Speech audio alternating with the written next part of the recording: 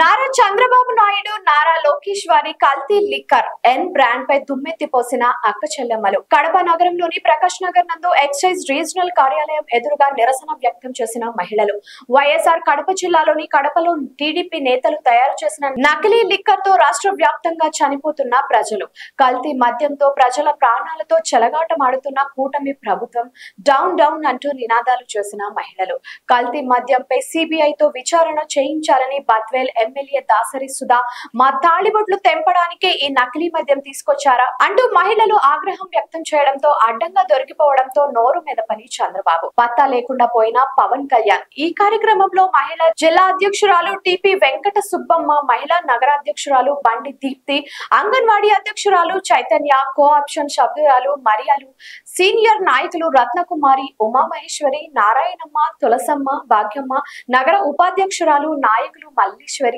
సావిత్రమ్మ శివమ్మ సుశీలమ్మ అనురాధ శ్రీదేవి కమల్ తదితరులు పాల్గొన్నారు. అధికారంలోకి ఏ విధంగా వచ్చింది మనం అందరం కూడా చూసాం. వాళ్ళందరూ కూడా ఎన్నికల్లో అలివిగాని హామీలు ఏ విధంగా ఇచ్చారో అది వాటర్లో సగం కూడా వాళ్ళు పూర్తి చేయలేదు. సరే వాటన్నిటిని గాలికి వదిలేశారు. నిరుద్యోగ భృతి కానీ మహిళలకు ఇచ్చే నెలకు 1500 కానీ తర్వాత ఎస్సీ ఎస్టీ మైనారిటీ బీసీస్కి 50 ఏళ్లకు పెన్షన్ కానీ వీటన్నిటికి గాలికి వదిలేసి వాళ్ళు సూపర్ 6 అని వాళ్ళు దానికి ఒక విజయోత్సవ సభలు కూడా చేసుకున్నారు. అది వాళ్ళ మనసాక్షికే వదిలేస్తున్నాం. ఎందుకంటే ఎంతోమంది మహిళలు ఆ విషయంలో ఎంతో బాధపడుతున్నారు. ఎందుకంటే వాళ్ళు ఆర్థికంగా వాళ్ళు నిలదొక్కుంటామన్న ఆశతో కొంతమంది చాలామంది వీళ్ళని సపోర్ట్ చేసి వీళ్ళకి అధికారం ఇచ్చారు. సరే ప్రజలను మభ్యపెట్టారు. అది వదిలేస్తే ఈరోజు రాష్ట్రంలో ఎలాంటి పరిస్థితి ఉందో మనం చూస్తున్నాం. ప్రజల హెల్త్ పట్ల ఎటువంటి చిత్తశుద్ధి లేని ఈ గవర్నమెంట్ విధానాలు మనం చూస్తున్నాం. ఒకటి మెడికల్ కాలేజెస్ను ప్రైవేటీకరణం చేయటము, వైద్యము పేద ప్రజలకు సూపర్ స్పెషాలిటీ సేవలు కానీ మెరుగైన వైద్యం అందించే దిశగా కార్యాచరణలు లేకుండా ఒక ప్రైవేట్ వారికి ఇస్తూ వాటికి టెండర్స్ కూడా పిలవటం ఇవన్నీ చూస్తున్నాం. వీటిని వ్యతిరేకిస్తూ నిన్న జగన్ సార్ కూడా నర్సీపట్నం వెళ్ళడం కూడా జరిగింది. ఒక స్పీకర్ స్థాయి వ్యక్తి కూడా అక్కడ పర్మిషన్స్ లేవు, జీవో లేదు, బిల్డింగ్ లేదని చెప్పడము ఇదంతా కూడా ప్రజలు గమనించారు. ఎందుకంటే ఒక ఉన్నతమైన స్థాయిలో ఉన్న వ్యక్తులు కూడా ఈ విధంగా ప్రజలను మభ్యపెట్టడం ఎంతవరకు సబబు? అది సరే, అది ఒక విధం, అది ఒక ఇష్యూ అయితే ఇంకొక బర్నింగ్ ఇష్యూ రాష్ట్రంలో ఈ రోజున చూస్తే 4 వ్యక్తులు కల్తీ మద్యం తాగి చనిపోవడం జరిగింది.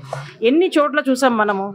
ములకల చెరువు, ఇబ్రహీంపట్నము, పాలకొల్లు ఎక్కడ చూసినా కూడా కుటీర పరిశ్రమల్లాగా పెట్టి నకిలీ మందును తయారు చేసి మార్కెట్లో వదిలి ఈ నకిలీ మందు ప్రతి 4 బాటిల్లో ఒక నకిలీ మందు దొరకడం చూస్తున్నాం. ఇదన్నీ కూడా ఈరోజు పట్టుబడిన తర్వాత ఎక్సైజ్ శాఖ వాళ్ళు పట్టుబడి వాళ్ళు ఇదంతా కూడా బయట పెట్టిన తర్వాత తీరా చూస్తే ఏ వ్యక్తికైతే బీఫామ్ ఇచ్చారో స్వయంగా చంద్రబాబు నాయుడు గారు ఈ రోజున వాళ్ళు ఏం చెప్తున్నారు, వీళ్ళంతా కూడా వైసీపీ కోవట్లు, వాళ్ళే ఇదంతా చేశారని చెప్తున్నారు. వైసీపీ కోవట్లు వాళ్ళందరికీ మీరు బీఫామ్ ఇచ్చి మీరు ఎంకరేజ్ చేశారా? ఇది చాలా మనం గమనిస్తాం. ఎందుకంటే పట్టుబడిన తర్వాత వాళ్ళంతా మీ వాళ్ళు, అంతవరకు లోపల వ్యాపారం జరిగిపోతూ ఉంటుంది, అంతా డబ్బులు చేతులు మారుతూ ఉంటాయి. కానీ పట్టుబడిన తర్వాత వాళ్ళు మా వాళ్ళు కాదు, మీ వాళ్ళు. ఇదంతా కూడా ప్రజలు గమనించాలా? ఎందుకంటే 4 ప్రాణాలు పోయింది అంటే అదేమైనా చిన్న విషయమా చెప్పండి? ఎన్నికల ముందర ఏం చెప్పారు? క్వాలిటీ మందు ఇస్తామని ఇప్పటి సీఎం గారు చెప్పారు. డిప్యూటీ సీఎం గారు ఏ విధంగా మాట్లాడారో కూడా మనం అంతా చూసాం. ఆ రోజున జగన్మోహన్ రెడ్డి సార్ కల్తీ మందు ఇచ్చి మీ ప్రాణాలు తీస్తున్నారని చెప్పారు.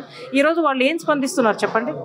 సో మేమందరం కూడా ఈరోజు కడప జిల్లా మహిళా అధ్యక్షురాలు వెంకట సుబ్బమ్మ గారు, అదేవిధంగా నగర అధ్యక్షురాలు దీప్తి గారి ఆధ్వర్యంలో ఈరోజు అందరం కూడా మేము వైసీపీ పార్టీ తరఫు నుంచి ఏదైతే ఈ నకిలీ మందు సరఫరా జరుగుతూ ఉందో దీని విధానం మీద మేము కూటమి ప్రభుత్వాన్ని ప్రశ్నిస్తూ వైసీపీ పార్టీ తరఫున ఈరోజు ఒక ర్యాలీ జరిపి ఎక్సైజ్ అధికారులకు కూడా మెమరాండం ఇచ్చి కడప జిల్లాలో కూడా ఎక్కడైనా నకిలీ మందు ఉంటే వెంటనే వాటన్నిటిని కూడా అరికట్టాలా, అసలు ఇది ఎవరైతే దీనికి పాల్పడ్డారో వాళ్ళని కఠినంగా శిక్షించే విధంగా కూడా కార్యాచరణ తీసుకోవాలని మేము మెమరాండం ఇవ్వడం జరిగింది. Thank you.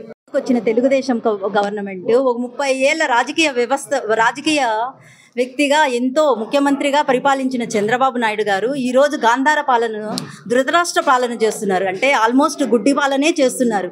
ఈరోజు మద్య నిషేధం పైన ఇంత ఉవ్వెత్తున ప్రతి జిల్లాలో ప్రతి నాయకుడు రోడ్డెక్కి పోరాడుతున్నా కూడా కనీసము కూటమి ప్రభుత్వం నుంచి ఒక్కరు కూడా నోరంటూ చెమర్చడమే లేదు. కనీసము ఒక్కరి నోటి నుంచి కూడా ఒక మాట రావటం లేదు.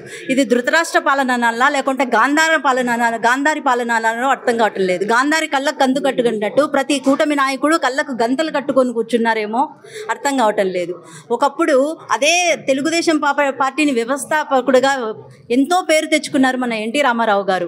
ఆయన తెచ్చిన సంపూర్ణ మద్యపాన నిషేధం ఈరోజు ప్రతి మహిళ ఒక రాజశేఖర రెడ్డి గారి ఫోటోను, ఒక ఎన్టీఆర్ గారి ఫోటోను తమ ఇంట్లో దైవంగానే పూజించుతున్నారు. కానీ అలాంటి ఎన్టీ రామారావు గారి వ్యవస్థాపకుడు ఆయన స్థాపించిన పార్టీకే చెడ్డ పేరు తెస్తూ ఈరోజు తెలుగుదేశం పరిపాలన ఉంది. ఈరోజు మారుమూల పల్లెలకు తాగునీరైనా అందుతుందో లేదో తెలియదు కానీ మద్యం మాత్రం ఏరులై పారుతోంది. చెరువులలో నీళ్లు పారుతుందో లేదో తెలియదు కానీ మద్యం మాత్రం కల్తీ మద్యం అనకూడదు, కల్తీ మద్యం అనాలి.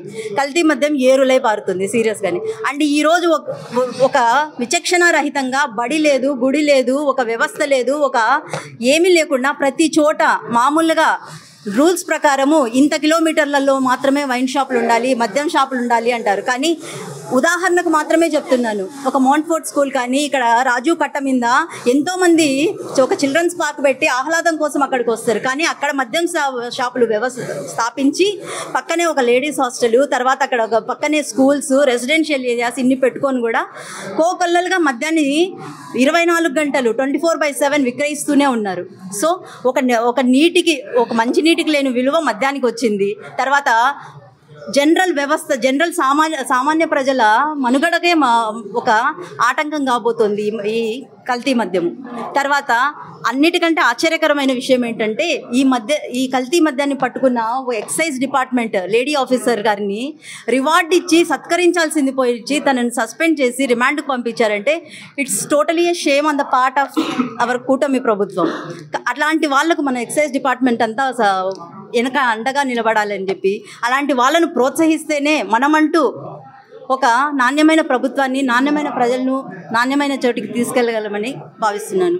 సో మీరందరూ సహకరించి, because you are the voice of so many people.